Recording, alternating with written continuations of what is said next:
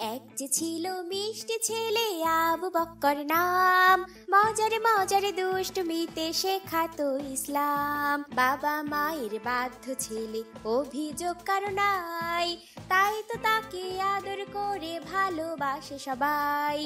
আবু বক্করের সাথে ইসলামের পথে মজার মজার সব ইসলামিক কার্টুন পেতে আমাদের চ্যানেলটি এখনই সাবস্ক্রাইব করুন আর পাশে থাকা বেল আইকনটি প্রেস করুন। আবু বকর, আবু বকর, এখনো ঘুমাচ্ছ? আসসালামু আলাইকুম। ওয়ালাইকুম আসসালাম। তাড়াতাড়ি ওঠো বাবা, আজ তোমার ফুপু আসবেন, একটু আগে ফোন করেছিলেন। তাই বাবা, তাহলে তো অনেক মজা হবে। হ্যাঁ বাবা, আমি তো অফিসে যাচ্ছি, তুমি স্টেশনে যেয়ে তোমার ফুপুকে নিয়ে আসবে। ঠিক আছে বাবা, কিন্তু ফুপি কি বাসা থেকে বের হয়েছে? হ্যাঁ, কিছুক্ষণ আগেই বের হয়েছেন। তুমি এখনই উঠে পড়ো, ফ্রেশ হয়ে বের হয়ে যাও। ঠিক আছে বাবা। আর একা একা যেতে সমস্যা হলে আব্দুর রহমানকেও সাথে নিয়ে যাবে। আচ্ছা বাবা, তুমি চিন্তা করো না, আমি ফুপুকে নিয়ে আসবো ইনশাল্লাহ। মা, মা, তাড়াতাড়ি নাস্তা দাও, স্টেশনে যেতে হবে যে। আসসালামু আলাইকুম মা। ওয়ালাইকুম আসসালাম। স্টেশনে যাবা কেন বাবা? বাবা বলল ফুপু আসবেন, ওনাকে আনতে যেতে হবে। ও আচ্ছা, খাবার টেবিলে যাও, আমি খাবার নিয়ে আসছি। জি মা। প্রতিদিন আত্মীয় স্বজন আর ভালো লাগে না, অতিরিক্ত একটা ঝামেলা। 2 দিন পর পর আসবে আর বিরক্ত করবে। আসসালামু আলাইকুম ভাবি, কেমন আছেন? ওয়ালাইকুম আসসালাম। আলহামদুলিল্লাহ, আল্লাহ ভালো রেখেছেন। তুমি কেমন আছো? আলহামদুলিল্লাহ ভাবি। বাবা আব্দুল হাকিম, তুমি কেমন আছো বাবা? আলহামদুলিল্লাহ মামি। আসো, ভিতরে আসো। তাড়াতাড়ি খাবার নিয়ে আসেন ভাবি, এখনো খাবার হলো না। আব্দুল হাকিমের তো ক্ষুধা লেগে গেছে অনেক।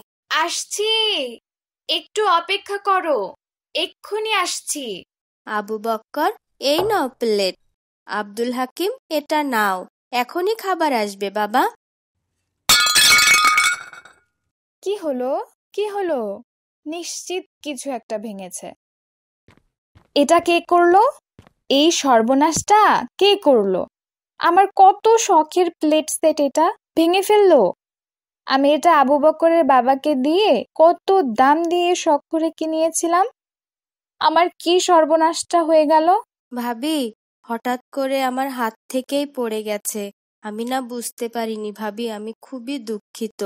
একটু সাবধানে কাচের জিনিসপত্র নাড়াচাড়া করতে হয়। তুমি এর আগের বার এসেও এরকম একটা ডিনার সেটের প্লেট ভেঙেছিলে। তুমি আসলেই কিছু না কিছু এরকম নষ্ট করো, খুব অসাবধান। আমি দুঃখিত ভাবি, আমি একদমই বুঝতে পারিনি এটা হাত থেকে পড়ে যাবে, আমাকে ক্ষমা করে দিন ভাবি। আচ্ছা, আমি আরেকটা প্লেট নিয়ে আসছি। এই নাও, এই দিকে দাও, এই নাও। আব্দুল হাকিম, তাড়াতাড়ি। মা, মা দেখো না, আমার গাড়িটা ভেঙে ফেলেছে আব্দুল হাকিম। আমার কত পছন্দের ছিল গাড়িটা। কি সর্বনাশ! এত দামি একটা গাড়ি ভেঙে ফেললো, এটা কেমন কথা? বাবা আব্দুল হাকিম, তুমি তো অনেক দুষ্ট হয়ে গেছো। ভাবি, আমি লজ্জিত, ও তো ছোট মানুষ, বুঝতে পারেনি হয়তো। তুমি জানো এটার দাম কত? ওর বাবার ব্যাংককে একটা সেমিনার ছিল, সেখান থেকে নিয়ে এসেছে ওর জন্য। কি সর্বনাশটা করলো। বাবা আবু বক্কর, এইদিকে এসো বাবা, আমি তোমাকে নতুন একটা সুন্দর গাড়ি কিনে দেব। এসো বাবা।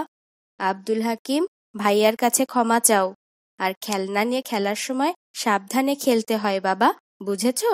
ভাইয়া, আমাকে ক্ষমা করো।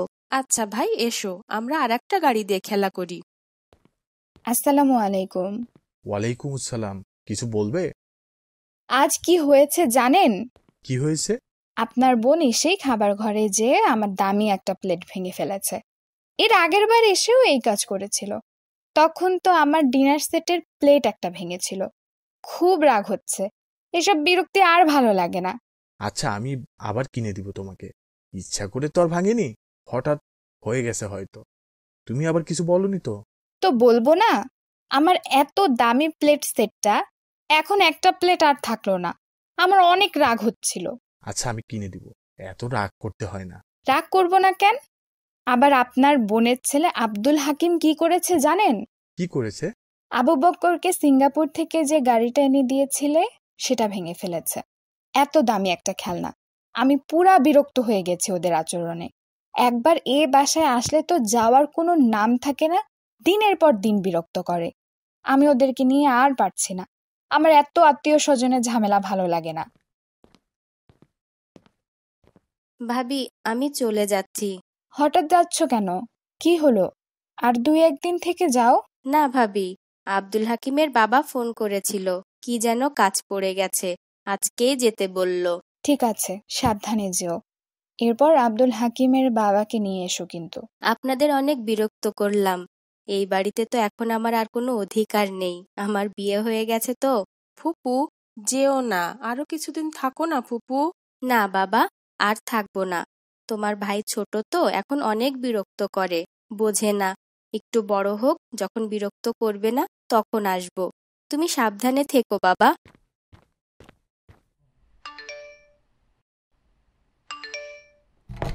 আসসালামু আলাইকুম ভাইজান, কেমন আছেন?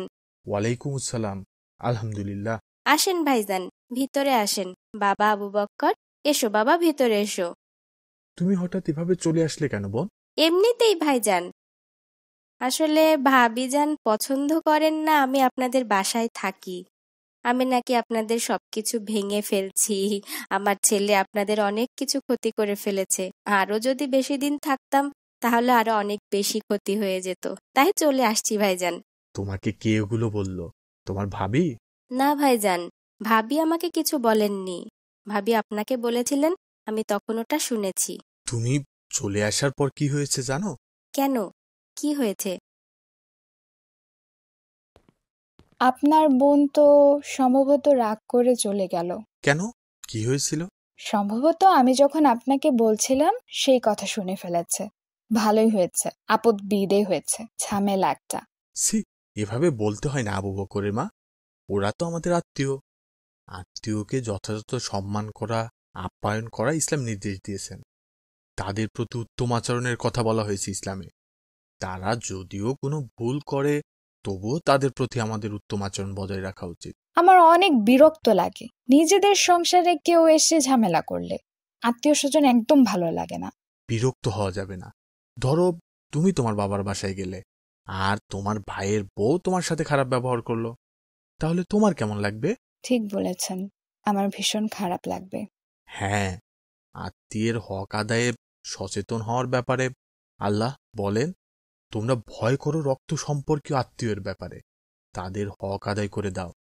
আল্লাহ নিজে এটা বলেছেন। তাহলে বোঝো এটার গুরুত্ব কতটা। হ্যাঁ, আমি বুঝতে পেরেছি। তাছাড়া আমাদের রাসূল সাল্লাল্লাহু আলাইহি সাল্লাম বলেছেন, আত্মীয়তার সম্পর্ক ছিন্নকারী জান্নাতে প্রবেশ করবে না। এটা এতটাই জঘন্য পাপ। আত্মীয়ের ব্যাপারে আমাদের সবসময় সচেতন থাকা উচিত।